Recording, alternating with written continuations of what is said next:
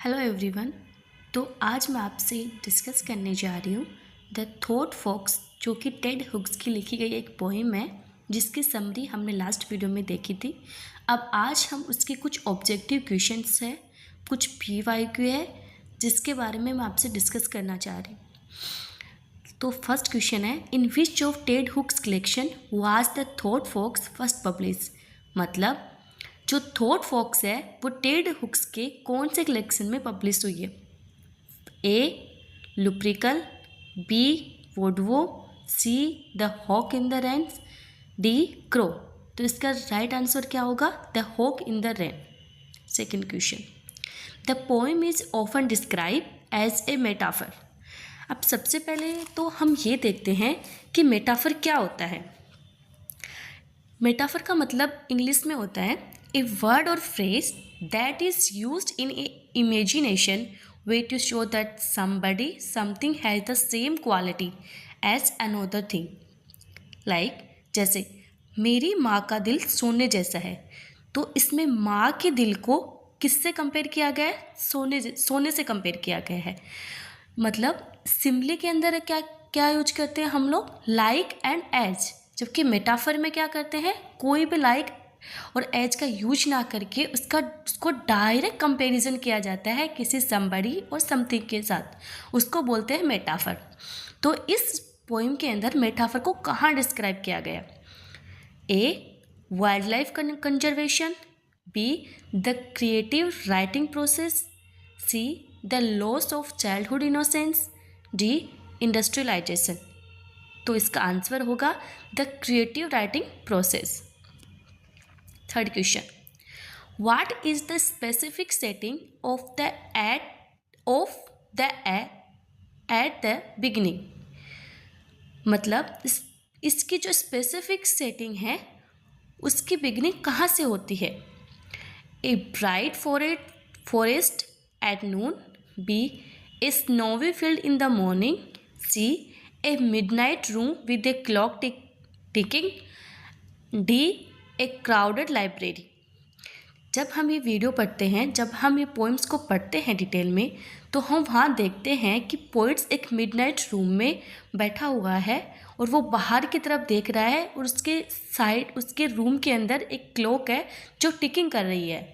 तो इसका आंसर क्या होगा? C a midnight room with a clock ticking.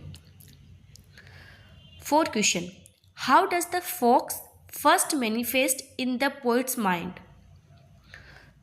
Like A as a loud bark, B as two eyes that serve as the moment, C as a buzzy tail, D as a scent in the air. तो इसका answer क्या होगा? As two eyes that serve as the moment. Question number 5, which phrase describe the fox delicate movement across the snow? A sitting neat prints into the snow, B running wild through the trees, C leaping over the frozen pond, D dragging its shadow. A sitting neat prints into the snow. What does the winding dipping greenness of the fox eyes symbolize? White dipping greenish का मतलब हमने poems पे देखा था कि उसे चारों तरफ ग्रीनरी ही ग्रीनरी दिखाई दे रही थी। पोएट एक इमेजिनेशन कर रहा था, वो इमेजिनेशन के थ्रू एक फॉक्स को इमेज कर रहा था और उससे चारों तरफ ग्रीनरी ही ग्रीनरी दिखाई दे रही थी। तो वो फॉक्स की जो आई है वो किसको सिम्बोलाइज कर रही थी?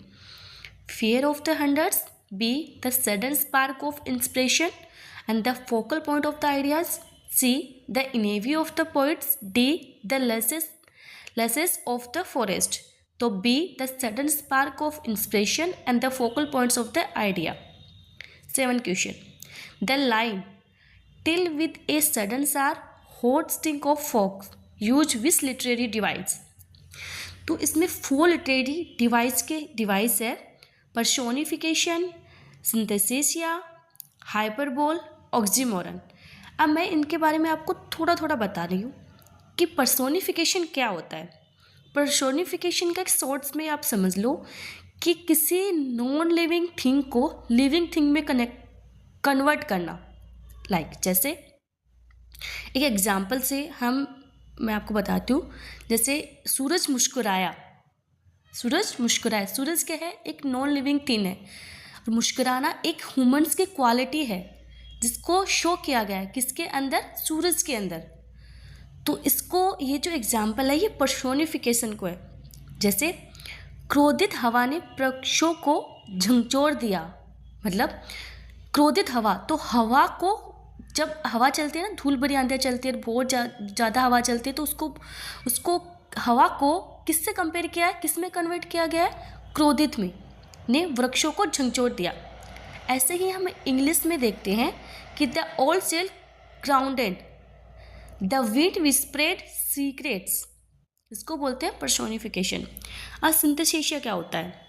सिंथेसिस का मतलब होता है कि it is describe one sensory experience in terms of another, often blending sense like hearing, sight, touch, taste and smell. It is a type of imagery used to create vivid, often surreal description by linking. Hindi में समझते हैं। मतलब ये इसमें संवेदी क्षेत्रों के meaning को मिलाया जाता है। लाइक जैसे सुरीला रंग, मीठी गंध, उसकी आवाज़ नीली है। लाइक सुरीला रंग सुरीला नहीं होता, सुरीला रंग। लाइक मीठी गंध कभी मीठी होती है?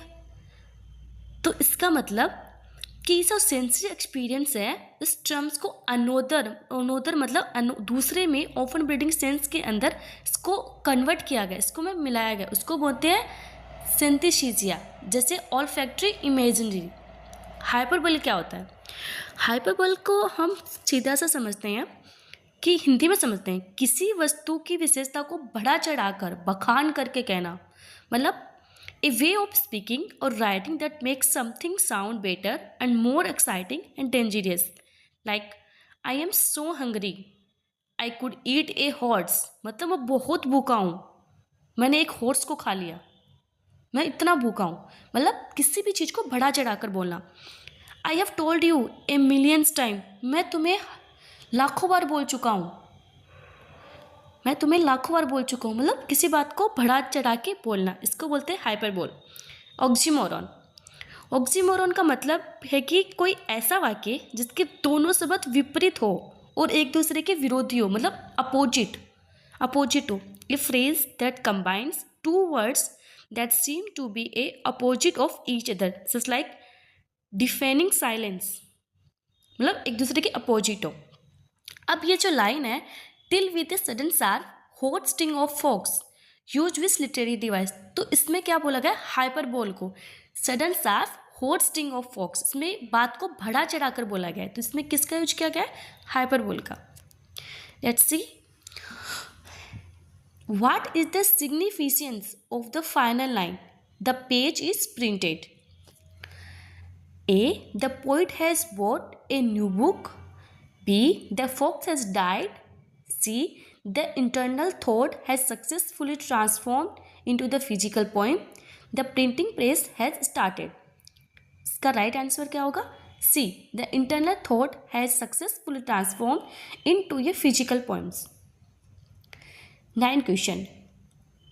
Huck's use enjambment throughout the poem primarily. अब इंजाममेंट क्या होता है? इंजाममेंट का मतलब होता है रन ऑन लाइन, मतलब कि हम किसी भी लाइन का एंड उसके दूसरे लाइन में कर सकते हैं। लाइक जैसे मैं आपको बताती हूँ, a continuation of the sentence without a pause beyond the end of a line like couplet और स्टेंजा। मतलब the sentence runs over the line break without pause, मतलब कोई भी पॉज लिया बिना किसी, उसको जो एंड है वो नेक्स्ट लाइन में करो, उसको इंजाममेंट बोलते हैं। Like create a sense of confusion. B, mimic the fluidity, stealth, movement of the fox, follow a strict sonnet tradition. D, show the poet's lack of skill. अब इसमें क्या है? Mimic the fluidity, stealth movement of the fox, मतलब उसका and जो है वो next line में किया गया है। 10th question. Ted Hooks is often associated with the moment's poet, but the thought fox learn more towards. इसका आंसर है neo classicism, A B post modern abstraction, C mythic animal imaginary जिसको बोलते हैं एनिमलिटेरियनिज्म, D romantic pastoralism. तो इसका answer होगा Mythics and animal imagery, क्योंकि Ted hooks जो है थॉट फॉक्स के अंदर एनिमल इमेजनरी को ही यूज करता है। टेड हुक्स अपने मोस्ट ऑफ द पोएम्स के अंदर एनिमल इमेजरी को ही यूज करता है। The starless sky blank page represent what state of the poet? Starless sky and blank page represent what state of the poet? A. Intellectual superiority, B. Creative sterility or writer block, C. Depression, D. Rejection of nature। इसका answer होगा B. Creative sterility और writer blocks। Thank you for watching my